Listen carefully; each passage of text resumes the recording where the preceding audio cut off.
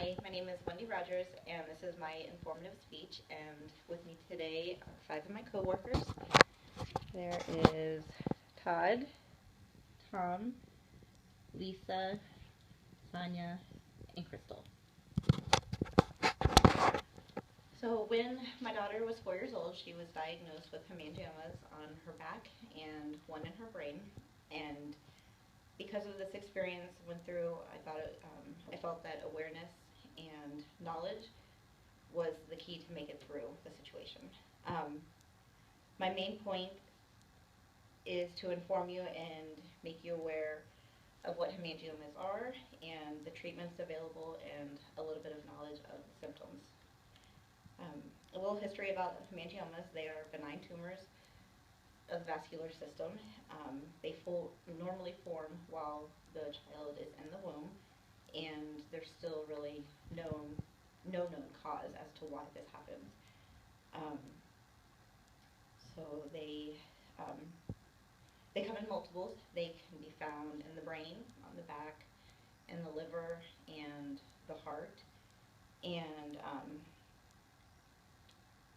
and they're non-cancerous, and they can either grow quickly, like rapidly, and or just stay the same size and remain stable during the life of the child or person or whatever.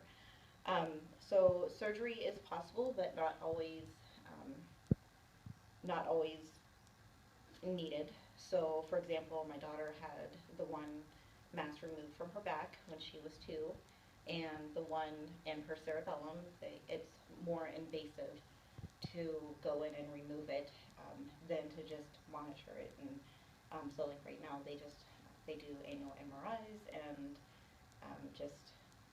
just monitor it each year, make sure there's no growth or bleeding or anything like that.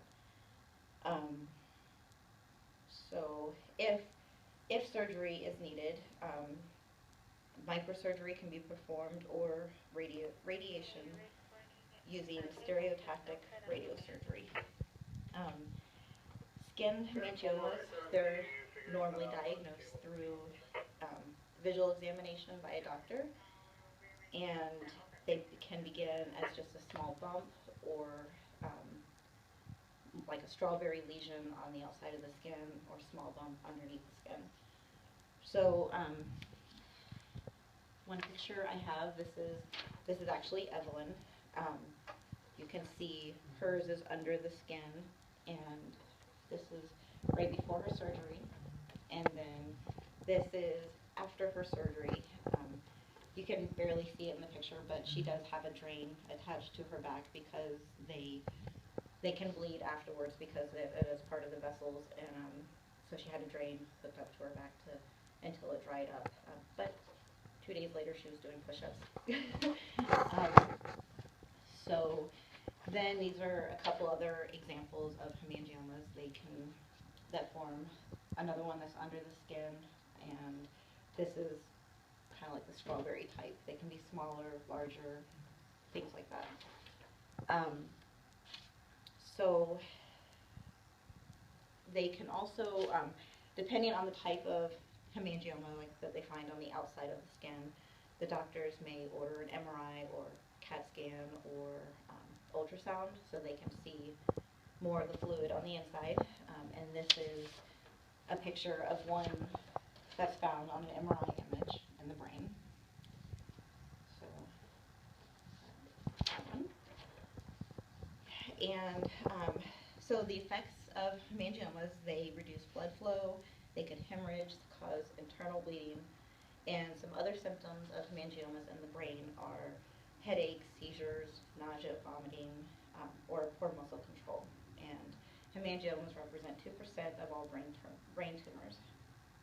The important is to inform others because parents and individuals need to be aware, to know the right questions to ask, and to get the proper treatment and diagnosis and images so they know what to look for if something does hemorrhage, and especially the ones in the brain because it can cause so much damage. So even the hemangiomas that are external or on the subcutaneous layer of the skin, they can be harmful because if they fall, they would cause damage and bleed. So just to review the main points, awareness is necessary and knowledge of the symptoms so you can be aware of how to treat the patient. And because of this, we were able to monitor my daughter Evelyn with her annual MRIs and know what to expect in case she needs medical treatment as soon as possible. So that is it. Yay! And you are